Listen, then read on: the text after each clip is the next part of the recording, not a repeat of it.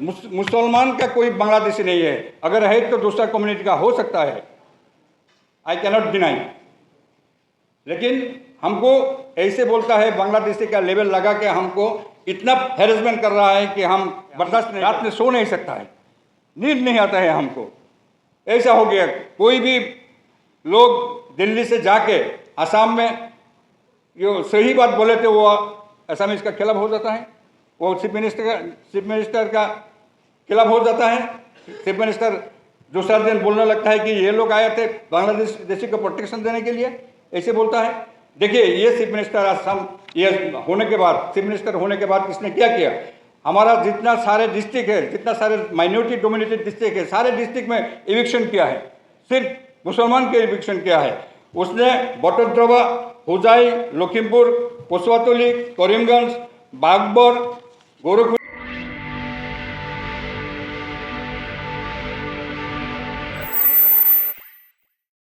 कोई भी बांग्लादेशी नहीं है, not a single foreigner in Assam from our community, I can challenge it.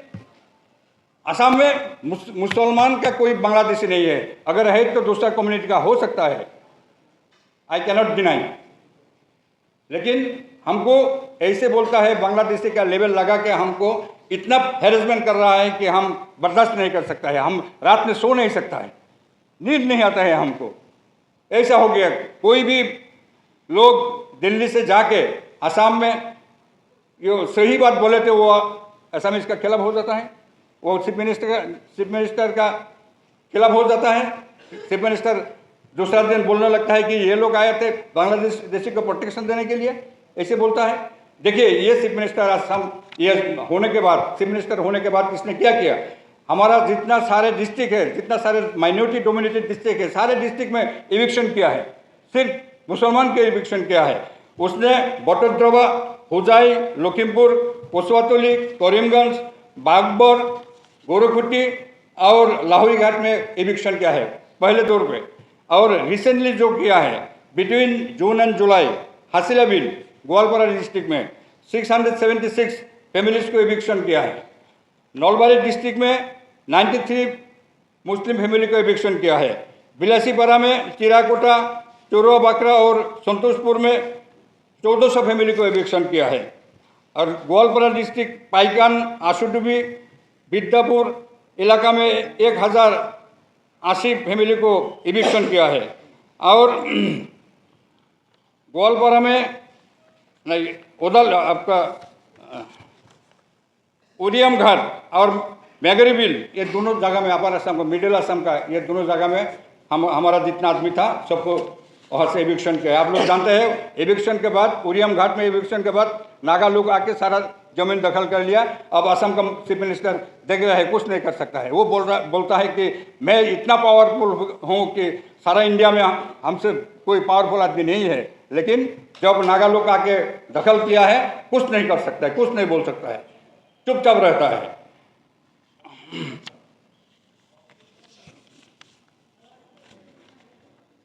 ये जो इविक्शन हुआ है, इससे हमारा जो फंडामेंटल राइट, जितना सारे फंडामेंटल राइट्स है, सब वायलेट हुआ है। ये आर्टिकल 6 वायलेट किया है, right to life, killing of 90 years old Shukur Hussain at Ashudubi jail पे। आप लोग जानते हैं, जो इविक्शन का खिलाफ आवाज़ उठाए थे, इसलिए एक लड़का को गोली मार के मार दिया ग्वालपारा में। और dozens of people were arrested, बहुत सारे लोगों को अरेस्ट करके रखा था। 12 right to the highest attainable standard of health, वो खो दिया है हमारा। आर्टिकल 13 राइट टू एजुकेशन हमारा नहीं है, जितना सारे बच्चा हैं सबको ऐसे ही छोड़ दिया है, पढ़ाई का कोई इंतज़ाम नहीं है। Article 24 right to health and medical services, ये भी नहीं दिया गया है। Article 28 right to free compulsory and primary education, ये सब बंद है। ये सब हमारा जितना सारे लोग हैं, इन लोग को नहीं दे रहा है।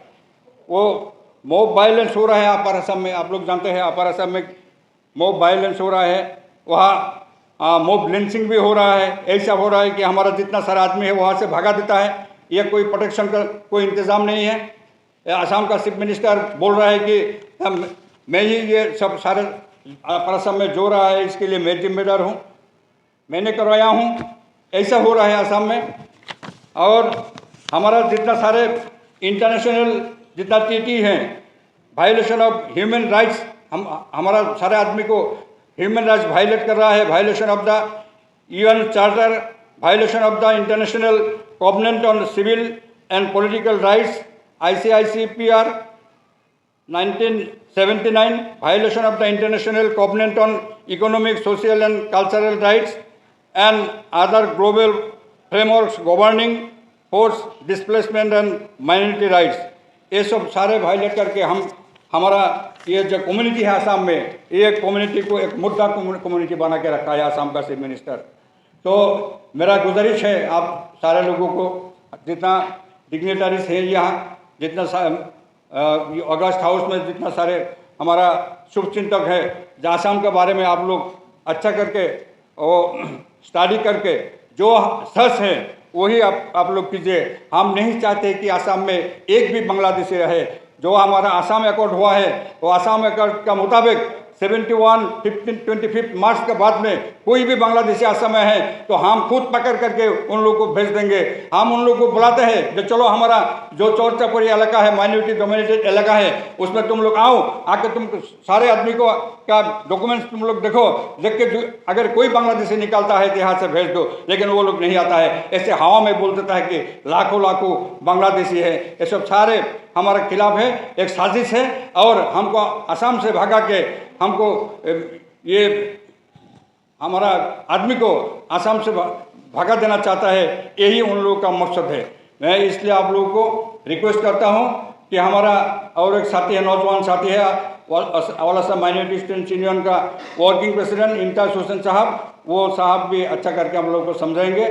सब आदमी समझ के हमारे लिए आप लोग कुछ कीजिए। हमारा ह्यूमन राइट्स सब वायलेट हो रहा है, ये सब आप लोगों को देखने का जिम्मेदारी है।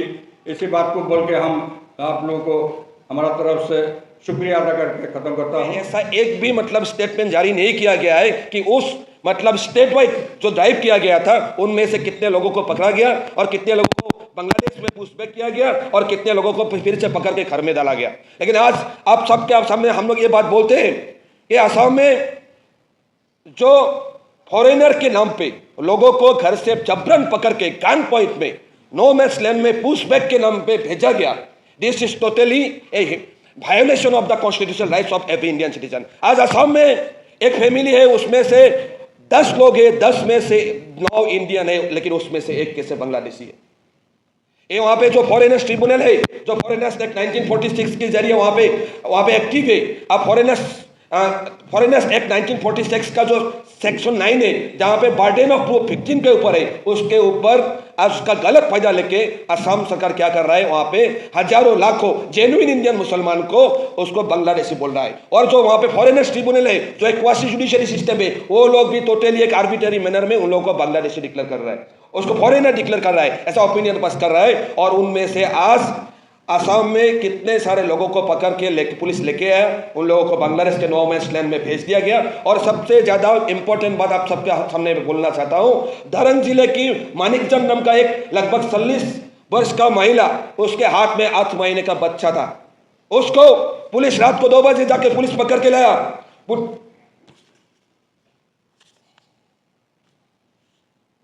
उसको पुलिस पकड़ के लाया, पकड़ के लाने के बाद उसके हाथ में जो 8 महीने की बच्ची थी उसको सहित उसको नो मैंस लैंड में डाला गया।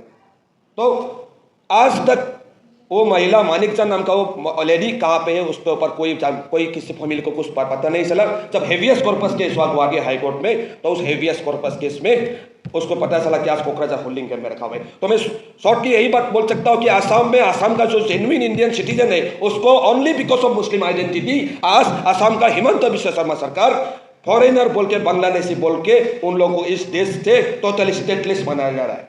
This is totally a matter of statelessness.